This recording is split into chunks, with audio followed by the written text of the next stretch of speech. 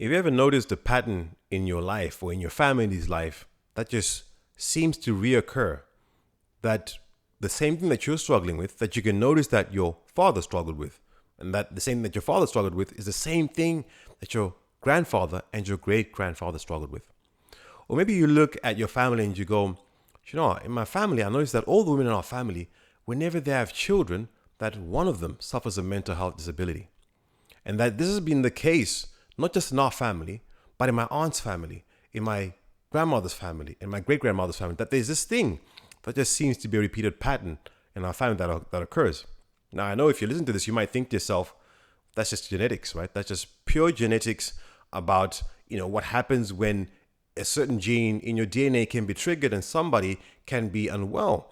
But if you're noticing this thing from a physical level, what if I said to you that this thing can happen on a spiritual level as well? That if you notice that maybe your father had a business and maybe he'd lost it for 5 years, and then for some reason after that 5 or 10 year period, it just didn't last long.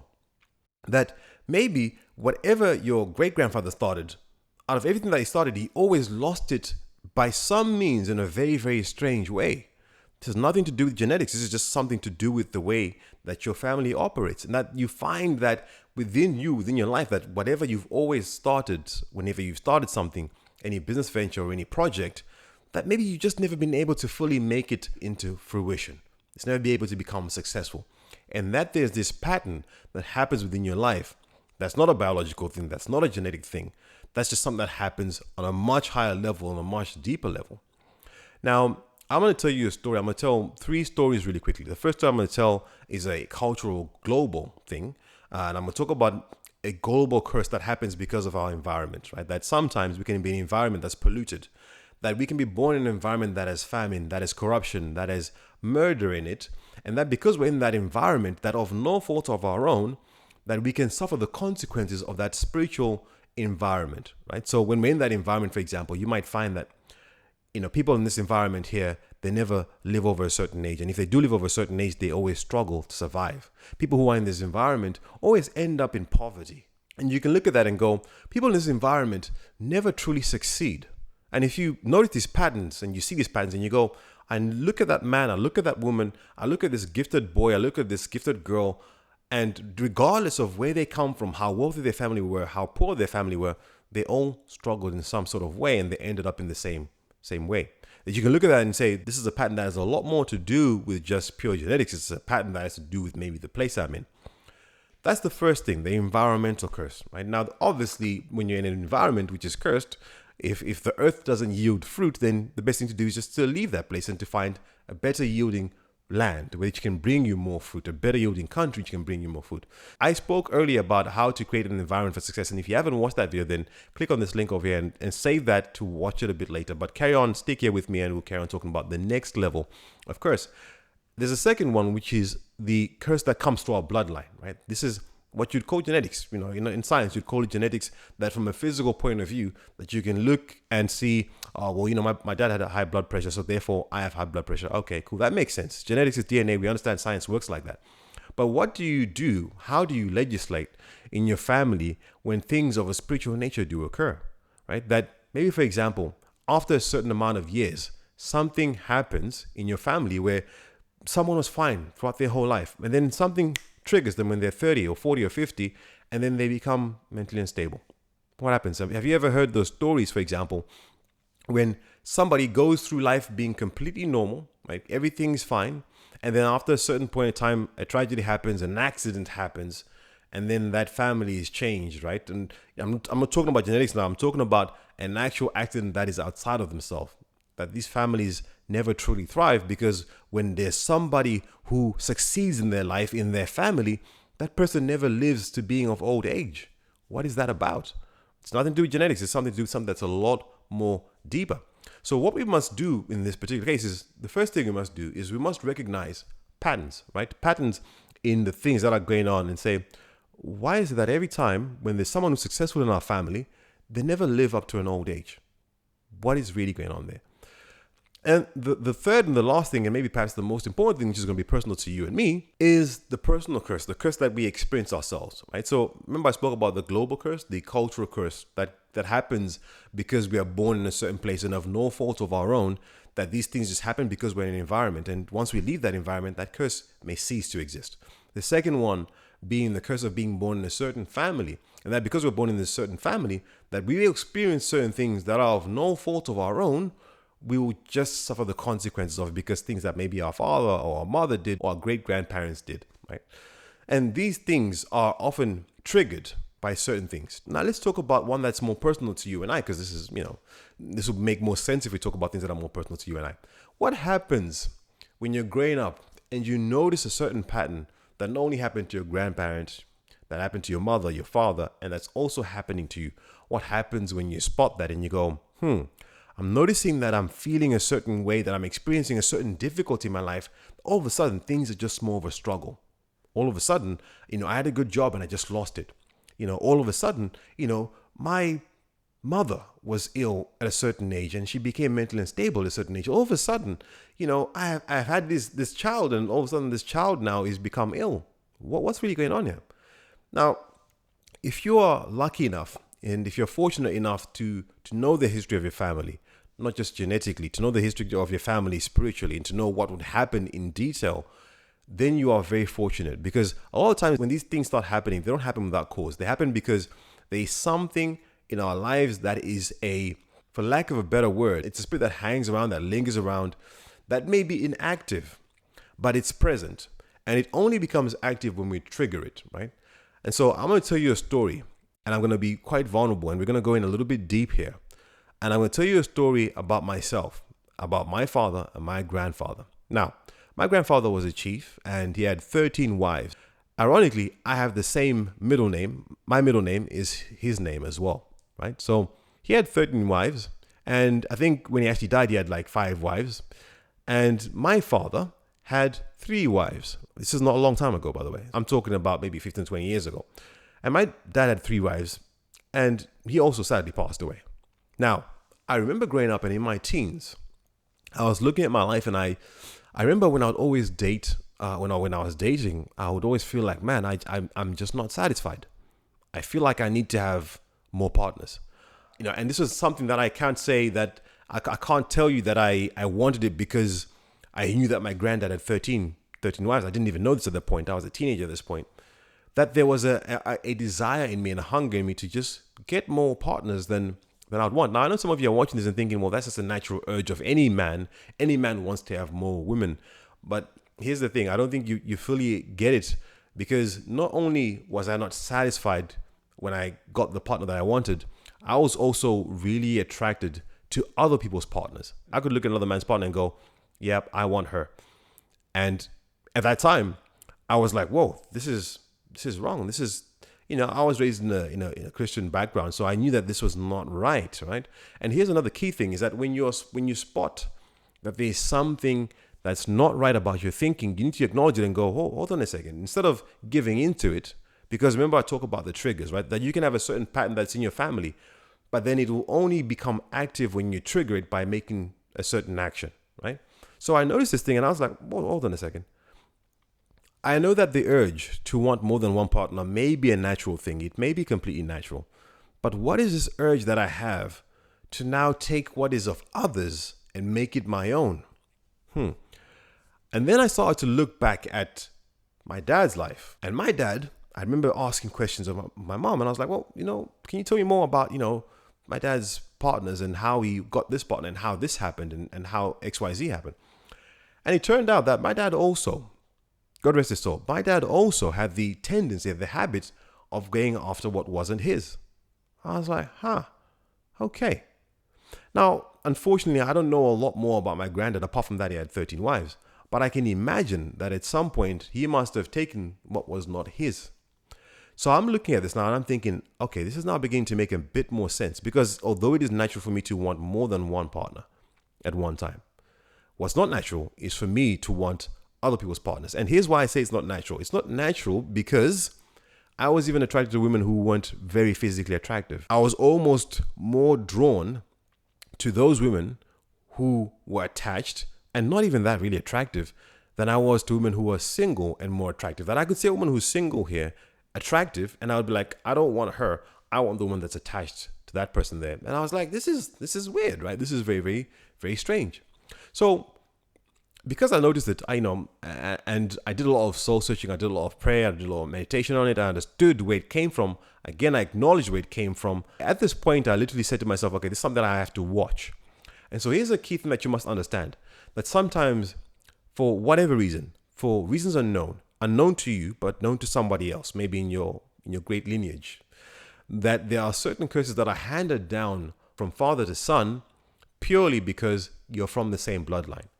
You're in the same bloodline, so therefore you inherit those things. And just in the same way that you inherit the good things, you inherit the good luck, you inherit the good fortune, you inherit the intelligence, you also inherit the bad luck, the curses, the diseases as well sometimes, right? So everything happens not just in a physical level, but also on a spiritual level. That it's sometimes you can look at yourself and go, yeah, I have this great idea, I can make a business, but then for some reason, at some point, the business will fail for an unknown reason. And it's not genetics, that's just something that happens. And you have to understand why that's happening. So once you understand and once you acknowledge that this is something that's a pattern that's happened, not just from your life, but from your father's life and maybe even your grandfather's life, what you can actually do is then kind of say, okay, well, I don't really understand this, but what I need to do is to pray about it. Now, I'm a big believer in prayer. There's no getting around that when we're talking about issues like this, and if you're one of those people who recognize the patterns, then I believe you should pray. And the first thing why you should pray is because sometimes you don't know where it came from. So if you don't know where it came from, and you need to understand where it came from, the only being that can show you is a being that is outside of yourself. It's a being that is of a spiritual nature, right? So I believe in asking the Most High, the Creator, the one who sees everything, whether you believe in God or not, whether you believe in Judaism or Islam or Buddhism or Christianity, doesn't really matter to me. I believe we all have one Creator. And that one Creator also knows that in the spiritual realm, there are things that exist that we don't fully understand. If you remember, I spoke about Adam and Eve and how their ignorance of what death meant actually caused them to sin because they didn't really understand, what does death mean? If I'm born, or if I'm not born, if I'm created and there's no one who's ever died, I don't really understand what is to die. I don't understand what death means. We're no different to that in this day and age. That we can look at things that are happening in our life and call them bad luck because we are spiritually ignorant to what's actually happening. And when we are spiritually ignorant to these things, we allow influences around us to impact our lives in ways that we don't know. And then we make those things worse by triggering the curse that we inherited, unfortunately. So the only real way of getting out of this is to understand it in depth and to understand what triggers the curse. Now, does this mean that if you've triggered the curse and it's active, that's the end of your life, that you're dead now? No, I don't believe that. Now, I believe that when you have inherited or when you've inherited something, that there's an element of you that has to reject it. In other words, if the curse comes with a certain blessing, in other words, we're going to go a bit deeper. If you know that this curse here is tied to fame and fortune or money, whatever the case is, that you might have to denounce that fame and fortune and say, you know what, I know that if I have this fame and fortune, this is actually what is keeping me hooked into this curse. Therefore, I must let go of this in order to let go of that. And you must let go of all the benefits of this in order to let go of that. And you must start afresh. You must now have a renewed identity, a different identity in not just culture, not just the environment, not just your family, but in yourself that completely transforms you. And I can tell you something, this is very possible because I remember when I was having these urges, and I had them for a good 10 years or so, from my teens into my late 20s. And I could tell that this thing was not going away very easily. But through a lot of prayer and meditation, a lot of practice, and a lot of, what I would call spiritual practices that you can put in place. And I'm not the one to tell you what you should do because it's personal and it's different for everyone. But through these many spiritual practices, I was able to actually look at that and go, okay, I see the errors. I see where I've made mistakes. I see where I make myself weaker, and I see what makes me stronger. Therefore, I must spend time now cutting off all those bits that make me weaker, and I must uproot this tree, right? It's not just about trimming off branches, because if you trim off branches, guess what? Yeah, you might have cut the branch, but then the roots are still there. and that thing still exists.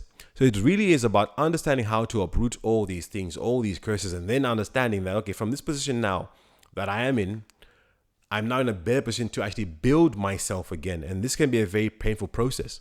It can be a very painful process because one, you must renegotiate, you must re-understand, you must renegotiate your culture, not just for yourself, but for your family and for the people that come in after you. And then once you're able to do that, then you're able to grow something and start off small and grow this tree that you can now actually fully know where it's come from, what you planted it, what you put in it, and what it's going to produce. Because at the moment, the tree, the curse, and the blessings are tied into a certain foundation that you didn't plant. And again, if you want to take the blessings, then you must take the curse with that. So we must first become aware of the curse and where it comes from. And we must uproot it right from the very ground. And then once we're able to uproot it and take it out, then we can start to build ourselves anew. Right? We can start to build ourselves anew and create a whole different foundation and a whole different direction for our family. Now, this takes time. I'm not going to lie to you. It takes time. It takes a lot of revelation. It takes a lot of understanding. It takes a lot of patience. And of course, it takes a lot of hard work. So I'm going to share with you just a really brief story about someone who was enlightened about their curse, but they chose not to tackle it. They grew up in a very difficult environment, and they noticed that they had some difficulties mentally with certain things. And that through these situations that they were going through, they would struggle with them for the rest of their life. They thought they would struggle with them for the rest of their life. And then what happened was somebody came into their life, they enlightened them even more as to what was going on in their life. And now when this person had the opportunity to actually say, you know what, I must now denounce all these things that are attached to my name, because yes, I have these blessings that are attached to my name, but I also have these curses that are attached to my name as well. So I must denounce everything and make myself, a new person for me to essentially grow. And what the person did is, unfortunately, they chose the attachment that they had to their family name, to the things that they inherited, and chose to keep it. And then while they kept that, they were trying to suppress these things over here. And you see that the two things were in balance, right? Because you do have the blessings there, but you also have the curses here. The two things are in balance, but really and truly, there'll always conflict, there'll always clash. That although you're having a good time over here, you're having an extremely bad time over here. So if you're in a position where you've noticed something and you've noticed that there's a pattern in our family, in our life, where there's a certain repeating pattern where maybe we don't succeed or we struggle in our family, maybe there's mental illness in our family, maybe there's health issues in our family, maybe there's other problems in our family that I really can't put my finger to. I'm just drawn to this particular depravity. I'm just drawn to this particular thing. Maybe it's theft, maybe it's murder. There's some issues that are there that you sit down and you acknowledge it and go, well, hold on a second, what's actually going on here? Let me pray about this. Let me understand it. Let me understand where it's come from. And if you have elders in your family who can tell you about this and go, how did this come to be? Can you explain to me? And if you don't have people to ask, then you should just pray about it. And you'll be amazed at the illumination and the enlightenment that you are able to receive through simple prayer and through understanding, because these things are happening outside of our physical realm. So you need something that is outside of this physical realm to help you understand that. All right. So this one was really esoteric. We went really deep with this one. Now, I'm going to talk about how to transition from a cursed life to a blessed life, but I'm going to do that next week, because I've already written on those topics. There are 5 different elements, and I'm going to break them down so that it makes it easier for you to follow. And one of the things I spoke about was culture and identity in this video. And we're going to talk about that again next week, about how your cultural identity can help you and hinder you at the same time. It can hinder you in the sense that you're born in this culture and this identity, and it creates a curse that you're born into because you're in this particular culture and that's what you identify with. As long as you identify with that thing, then that curse will forever remain. And we'll talk about how to tackle these things and how to transition from this culture and identity and moving into a more successful culture and identity. So if you want to watch that, then do subscribe, do click like, and click that notification bell so you're notified when that video comes in. I'm going to release that one next week as well. It's a 5-parter, so stick with me. I'm going to release the first part next week, and then we can go into the next part as well as we go through that. So I hope this was a blessing to you. I hope you enjoy this. If you find any use in this, if you find that maybe it would enlighten someone else, maybe share it with them, send it to them, and ask them what they think as well. Maybe there's certain patterns in their life that I keep repeating and they don't really understand. Maybe it's drugs, maybe it's alcohol, maybe it's sex, maybe it's poverty, maybe it's a lack of stability in your family in some way, and you just don't know where it's coming from, but you know there's a problem there. And if you understand that, then you want to help that person, the first thing that you must do is acknowledge it and become aware of it. And once you acknowledge it and become aware of it, then you can start to tackle it, okay? And how you tackle it is not for me to tell you, because everything is different. Every curse is born out of a different bargain, a different deal. And if you understand what that is, then you can understand how to break that curse. Hence why I'm not the one to tell you that, because I don't know what it is for you. So if that's you, then I advise you to pray. I advise you to start off with prayer and meditation. Try to understand where that comes from, and that way is how you can break it. And if that's someone else, then maybe share this with them so they can begin that journey as well, to understand and to actually begin to acknowledge and become more aware of how to grow, to become more successful and to have a more fulfilling life. Right. So again, we're going to go into the 5-part series of exactly how to transition in all areas of your life to get the outcomes that you want, to break these curses. So again, if you haven't already, then subscribe so you can stay in tune and watch those videos as well. Now, as with everything with philosophy music, we always talk about music because that's what we do. I've built a platform called 7th Century Music, and 7th Century Music is a platform that's built to help independent artists to distribute, market, and monetize their music, because we believe that everything that we do over here is supposed to be able to help you in a real practical way that you can actually become successful, right? So if you're stuck and you're in this environment, we're currently in an environment where it's all about streaming, and unfortunately, streaming is kind of like a global curse to artists. It's great for the consumer, but it's not so good for the artist, because what it does is that it cheapens your music. That no matter how good your music is, no matter how excellent your music is, that you are going to get a very small fraction of a penny for all your hard work. And that's unfortunately how this environment we're in causes famine for so many artists. So if you're an artist and you want to thrive and you want to do something that's different, right? Again, I talked about coming out of an environment that's negative to move into a better environment that can cause you to be successful. And so I believe that 7th Century is that better environment for you as an independent artist. And if you're an independent artist and you want to learn how to distribute, market, and monetize your music using a very simple strategy that's very realistic, that will allow you to think and function like a business, then we have the tools for you. Then I want to ask you to sign up at 7thcentury.co.uk, because I think that we're going to revolutionize how you as an independent artist not only reach your audience, but how you make money and actually thrive in this music industry as well. So if that's you, then sign up at 7thcentury.co.uk.